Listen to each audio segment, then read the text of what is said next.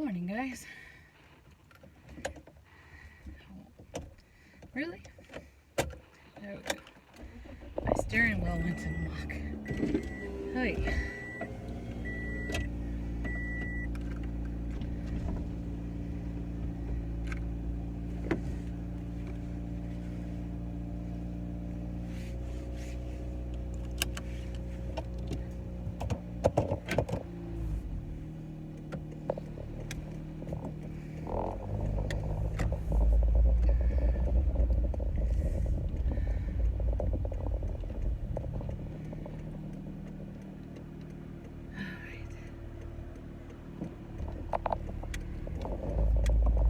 It's shaping up to be a pretty warm day.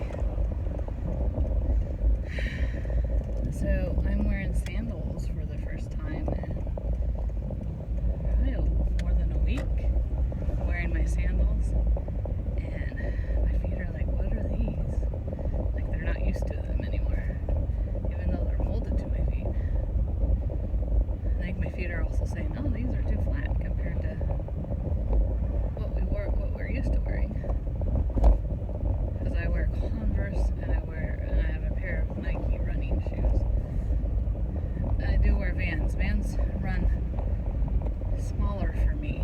I have to go up a half a size, usually for Vans.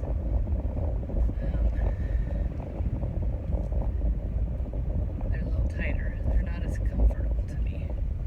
But I do love that every shoe company has started putting in like memory foam or more squishy insoles.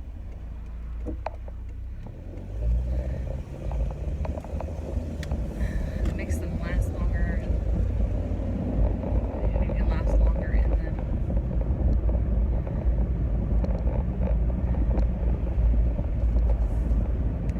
So, I don't know if any of you guys are readers, but if you are, do you ever like get a stack of books and go, I want to read that one first. No, I want to read that one first. No, I want to read. Okay, that's where I am. I got a stack of books last night, and for the first time in a while, I'm like, I want to read them all at the same time.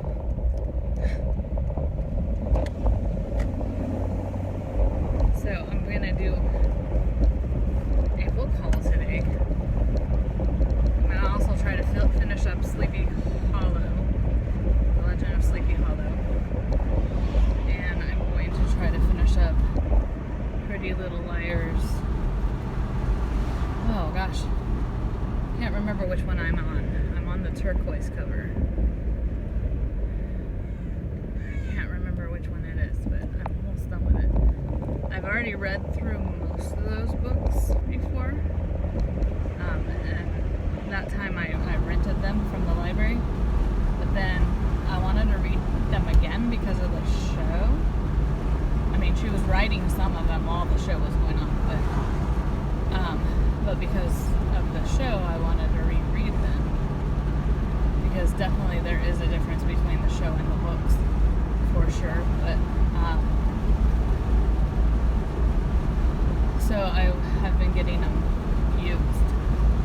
So I think I'm on book number 5. They're very fast read. If you need a fast read and you like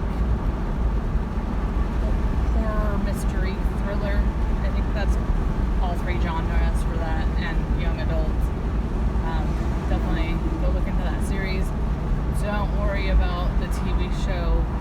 Really, they got like at least 2 characters right, but the things that happen to all the characters are not the same as the book. Like you have people that die in the book that stay alive. You have people that die on the show that in the book they stay alive. Sexual preferences are not the same. On the show there's a transgender character because that's when it was like we need a token transgender to show that we're representing everybody, but it's not in the book, you know.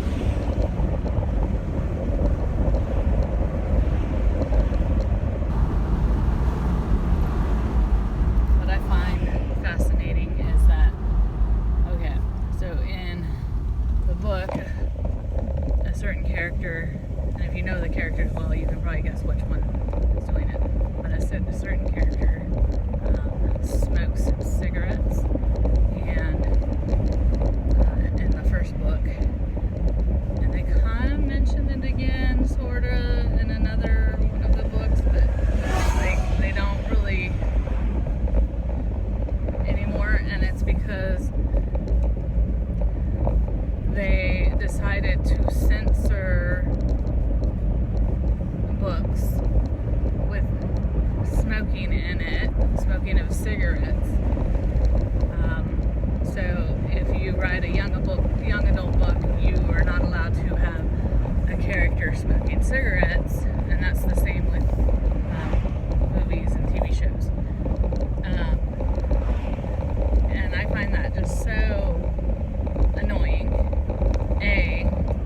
To me, nothing should be censored. Everybody should make their choice about what they want to do in life. But B, the characters are doing way more harmful things than smoking a cigarette. Smoking a cigarette will not impair you while you're driving or impair you while you're making like a decision. Smoking helps relieve stress. So of course it makes sense to have a character that is high strung be a smoker, because it's relief. But usually smokers don't have any issues show up in their life until later on in life. But the other things that the characters are doing, having sex with multiple partners, not protecting themselves, doing drugs, all kinds of drugs, illegal, not illegal, alcohol, and getting drunk and blacking out and not knowing where they are and causing themselves to like get harmed and raped, to me, those consequences are far, far, far worse than someone possibly getting cancer later on in life when they're almost gonna die anyway. So, now granted, yes, we would have loved to see people like Walt Disney live longer. He was in his 60s. So we would have loved to see him give another 20 years to his business. But who's to say he wouldn't have gotten lung cancer if he didn't smoke? Maybe that was still his destiny. Because non-smokers get lung cancer all the time, and they're not even around someone that smokes. I'm just saying. Also, back in the time of Disney, you constantly had one in your hand, so you were constantly smoking. So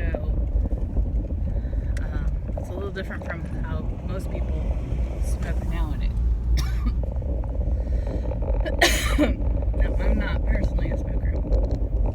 I have people that smoke in my family. I have people that have quit. I wish that people in my family would quit, but they probably wish I would quit eating fast food, because that's just as bad for my heart as smoking. So, you say potato, I say potato. That is what's the beauty of this country,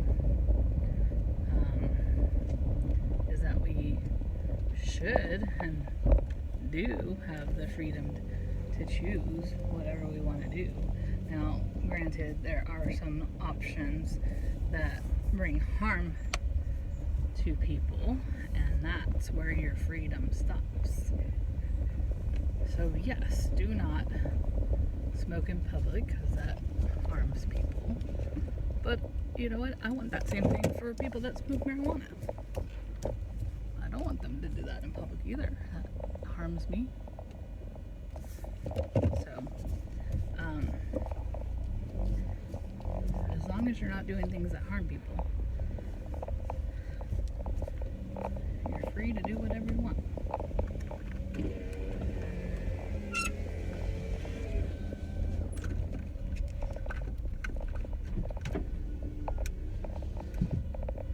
that's why we decided to start censoring things. We got a little out of hand because we took away people's freedom of choice. You know, a book is not going to harm anybody. A book with whatever contents in it is not going to harm anybody. A CD with whatever lyrics and music is not going to harm anybody. You know, movies, TV, not going to harm anybody.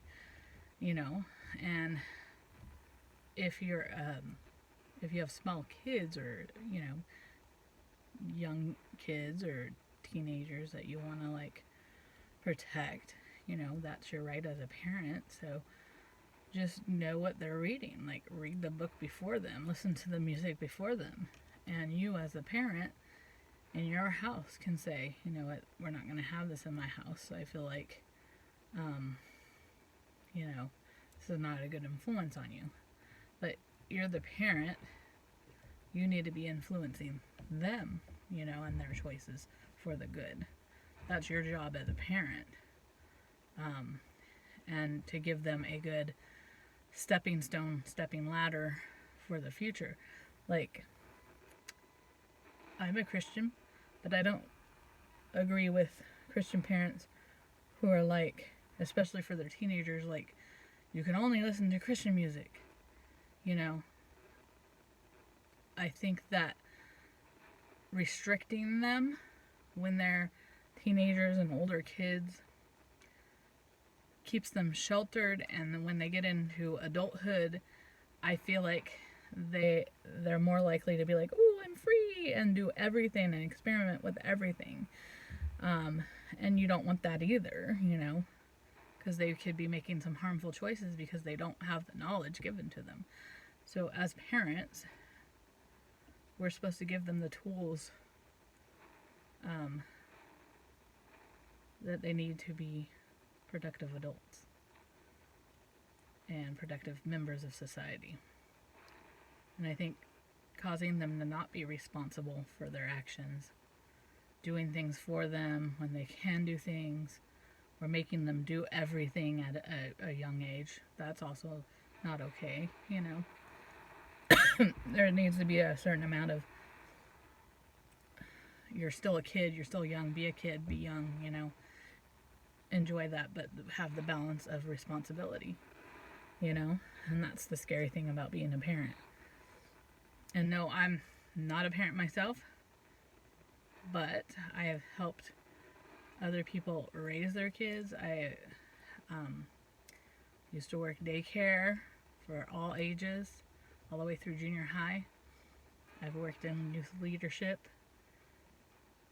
So I have seen the things that damage kids and teenagers and make them damaged goods when they're an adult. And I've seen productive parenting too, where you're just amazed, you know, at how understanding a parent is, and how the kid will, at 16, will still talk to their parent about literally everything. And you want that. So, it's so hard. It's hard to be a parent. It is hard. I give you guys props. Like, I am exhausted after 1 or 2 days of anti-parenting. So you guys have to have them 24/7. And so I just commend you. And as long as you're not harming them, and as long as you're not abusing them, and you're not exasperating them, and you're not making their life a hard life to live, and you're praising them and encouraging them and disciplining them with love, like disciplining them so they learn something, I commend you. You're a good parent. Don't ever let anybody tell you you're not a good parent, because you are a good parent. And they will, on the smallest thing, they will roll their eyes. They will say, I hate you. They will try to be defiant. But they really don't hate you. And they really don't want to disobey you, but they're also trying to form their own individuality. So when you're making rules, make sure they're not unreasonable. You know, not everything is so black and white. There's a lot of gray. A lot of gray. You know, pick the battles you want to fight. Fight the battles you can win. And grow these little humans up into like good, productive adults that will give good and productive values and morals to the next generation. Because that's the goal. That really is the end goal. If we want a just society, if we want people to live at peace with each other, we have to portray that in our own families. We have to be raising up kids that get that. And that's the only way it's going to happen, is through grace, love, and mercy. And we have to be giving that ourselves and being the role models ourselves. So whether you like it or not, at a certain age, you're a role model. Someone is looking up to you. Whether it be someone at your work, someone at school, someone on the street, someone at the grocery store, someone at the bookstore. Wherever you are, you're a role model. And I think if we all grasp that, we might take a look at our behavior and go, oh, yeah, I need to change that a little bit. So, with that said, we've sat in this car for like 2 extra minutes. That's the first time I've like completely faced you to do one of these. And we're going to say goodbye right now, huh? Because Lulu wants to go play, and it's getting kind of steamy in here. We're set to have a warmer day today. It's not as cloudy. So, Lulu, you want to say goodbye? Say goodbye, Lulu. Say goodbye. Here you come. Say goodbye. Come here. Say goodbye.